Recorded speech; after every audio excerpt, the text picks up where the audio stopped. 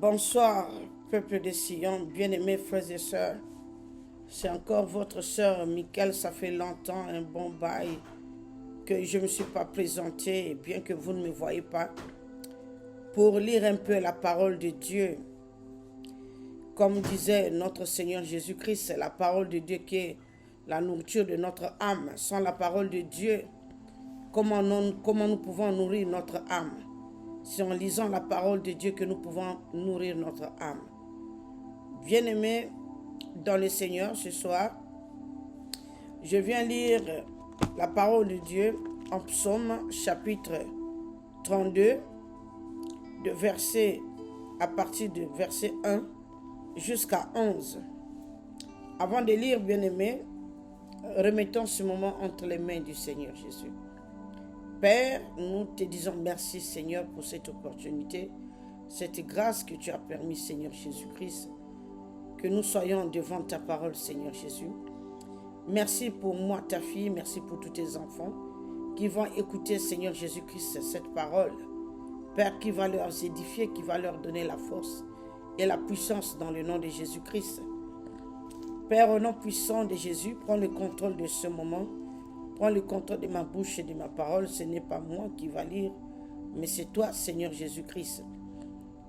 Tous tes enfants qui vont écouter cette parole, Papa, ô Seigneur Jésus, grave cela, Père, sur la table de leur cœur, qu'ils mettent cela en pratique, Seigneur Jésus-Christ. Papa, que cette parole leur donne la force et la foi dans le nom puissant de Jésus. Merci, Seigneur Jésus-Christ, parce que tu as déjà pris le contrôle. Et merci parce que tu bénis tes enfants au travers de cette parole, dans le nom de Jésus-Christ. Merci mon Père, mon Roi. Sois béni mon Père, dans le nom puissant de Jésus-Christ de Nazareth. Ainsi j'ai prié.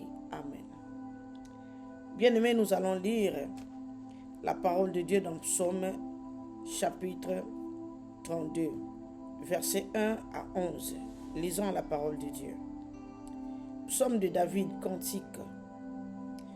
Heureux celui à qui la transgression est remise, à qui le péché est pardonné. Heureux l'homme à qui l'Éternel n'impute pas l'iniquité, et dans l'esprit duquel il n'y a point de fraude. Tant que je me suis tu, mes os se consumaient, je gémissais toute la journée, car nuit et jour ta main s'appesantissait sur moi. Ma vigueur n'était plus que sécheresse comme celle de l'été. Je t'ai fait connaître mon péché. Je n'ai pas caché mon iniquité. J'ai dit, j'avouerai mes transgressions à l'Éternel, et tu as effacé la peine de mon péché. Qu'ainsi tout homme pieux te prie au temps convenable. Si de grandes eaux débordent, elles ne l'atteindront nullement. Tu es un asile pour moi. Tu me garantis de la détresse. Tu m'entoures des champs de délivrance. Je t'instruirai et te montrerai la voie que tu dois suivre. Je te conseillerai, j'aurai le regard sur toi. Ne soyez pas comme un cheval ou un mulet sans intelligence. On les bride avec un frein et un mors dont on le part afin qu'il ne s'approche point de toi. Beaucoup de douleurs sont la part du méchant, mais celui qui se confie en l'Éternel est environné de sa grâce. Juste, réjouissez-vous en l'Éternel et soyez dans l'allégresse, poussez des cris de joie, vous tous qui êtes droits de cœur.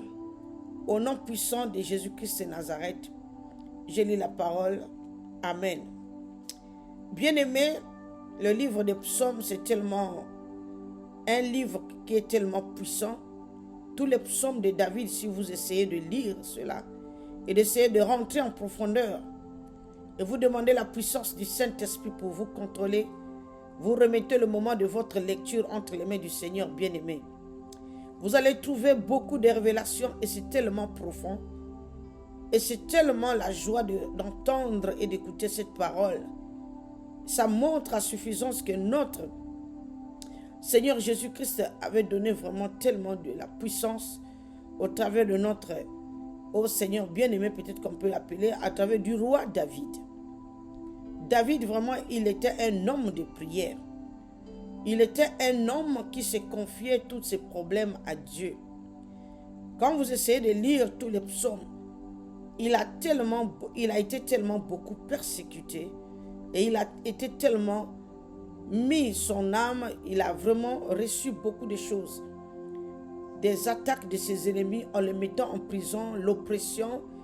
Quand vous lisez même les livres des rois, tout ce que le roi David avait fait, tout le parcours du roi David, vous savez de voir, sa vie était une vie de bataille, une vie de guerre. Mais c'était un homme fort, un homme puissant, comme disait notre Seigneur Jésus. Un homme selon son cœur, c'est vrai. Un grand guerrier.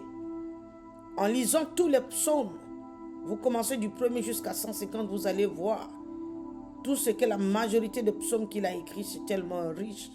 Vraiment tellement riche.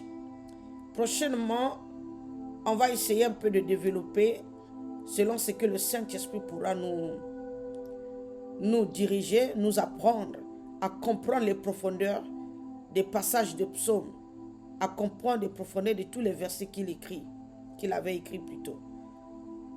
Merci Seigneur Jésus-Christ pour cette parole, Seigneur Jésus, pour la lecture, Seigneur, de Psaume 32. Merci Seigneur Jésus-Christ, parce que Père au nom puissant, tu as gravé cela dans les profondeurs de notre cœur, dans notre esprit et notre âme. Nous te disons merci Seigneur. Bénis Père, Papa, tout un chacun qui va écouter cette parole. Bénis toutes les familles, Seigneur Jésus-Christ.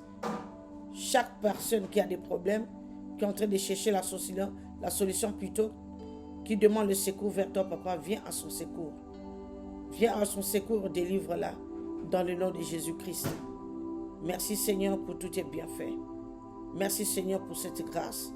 Et merci de nous avoir exaucés. Dans le nom de Jésus-Christ de Nazareth. Ainsi j'ai prié. Amen. Bien-aimés, merci. À la prochaine.